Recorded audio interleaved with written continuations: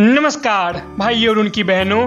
Khan sir के coaching के नीचे से और आगे चल रही आंटी के पीछे से मुसल्लापुर हाट से होते हुए और ट्रैफिक के मार से रोते हुए हम चल पड़े हैं बिहार के सबसे बड़े, सबसे आइकॉनिक और सबसे महंगे म्यूजियम यानी बिहार म्यूजियम।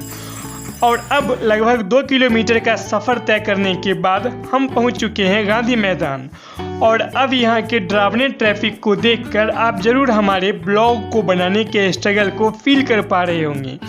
मतलब इतना ज़्यादा ट्रैफिक था कि मानो इस ट्रैफिक से आ रहा हर हॉर्न का आवाज़ मुझे यह कह रहा हो कि और यह सब सोचकर मेरा हृदय आतंकित होता ही जा रहा था कि मेरे हृदय में वास कर रहे श्रीमुख वाले प्रभु स्वयं श्री सम्राटेश्वर जी महाराज ने मेरा पथ प्रदर्शित करते हुए कहा कि वत्स, बगल में चल रही ई रिक्शा पर फोकस करो, तुम्हारी सभी मनोकामनाएं अवश्य पूर्ण होगी, ऊपर से व्यूज की भी बारिश होगी।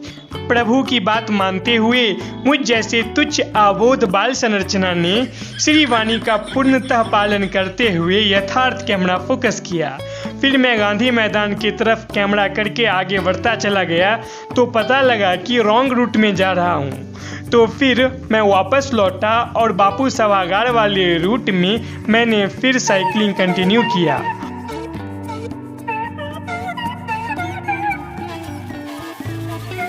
और अब हम बापू सभागार भी पहुंच चुके हैं, जिसका एक ग्रैंड ब्लॉग मैंने ऑलरेडी 2-3 महीने पहले से ही शूट कर रखा है, लेकिन अब तक अपलोड नहीं कर पाया हूं।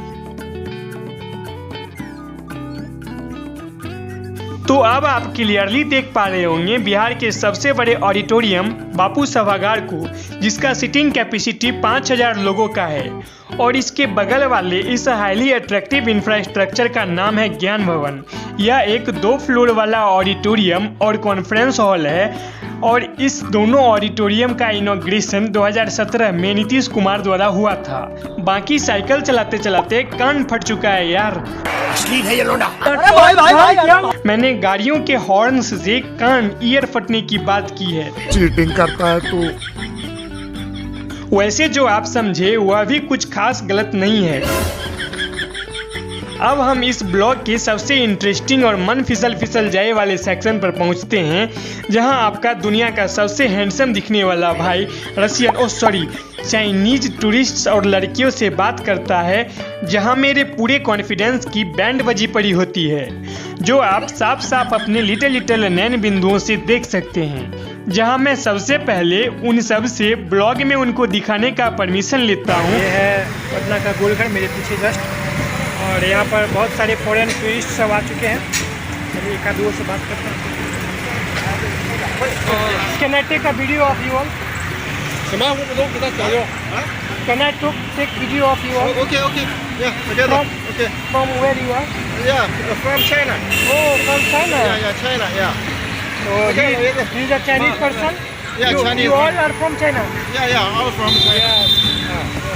Yeah. You also from China? Yeah. Delicate. China, what I call hi in China, Chinese language? Ni hao. Ni hao. Yeah. Okay. Ni hao, you are from China? Yeah. Yes, he is also from China. Okay. You are also from China? China. ये देखिए, she is also from China. और ये सब गोलघर दिख रहा है। फिर blog में एंट्री होती है हमारी कोरोनाधारी चाइनीज अम्बा हम्बा रम्बा रम्बा कम्बा कम्बा दुम्बा दुम्बा बुम्बा बुम्बा बम्बा बम्बा देवी की, जो पहले अपनी चाइनीज विस्फोटक सामग्री और फिर अपने छोटे छोटे न्यूक्लियर पावर स्टेशंस और न्यूक्लियर पावर प्लांट्स को साइड करते हुए पूर्णतः सुरक्षित अनुभव करने लगती है। जिसके बाद यह अद्वैत मनमोहक अबोध बालक अब सबको गोलघर का प्रत्यक्ष प्रसारण कराते हुए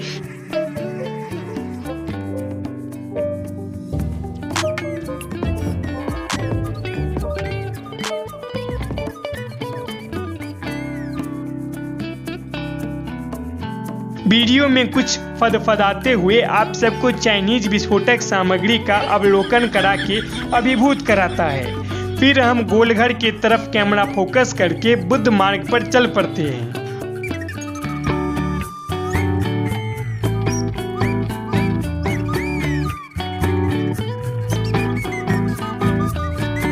और अब हम पटना के सबसे बड़े और सबसे famous Patna city centre mall के पास पहुंचते हैं और यहाँ एक पापा की पनडुब्बी हमसे ठुक जाती है।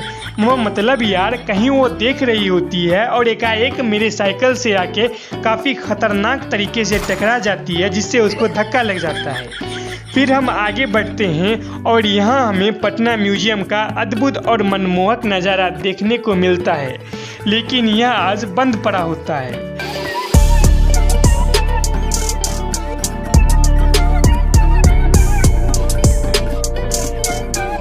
फिर हम तारामंडल के बगल से होते हुए खतरनाक ट्रैफिक को पार करते हुए पहुंचते हैं इनकम टैक्स बिल्डिंग के पास और फिर एक बृहद स्तरीय बकचोथर की तरह बिल्लो रानी जैसी शक्ल बनाए घोघी ओढ़े नजर आने वाला यह विलक्षण मनुष्य रास्ता भटक जाता है और लगभग 2 किलोमीटर गलत रास्ते में जाने के बाद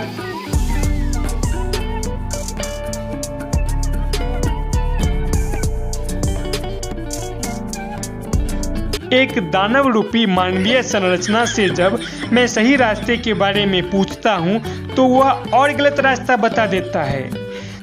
तो साला ये दुख का खत्म नहीं होता बे।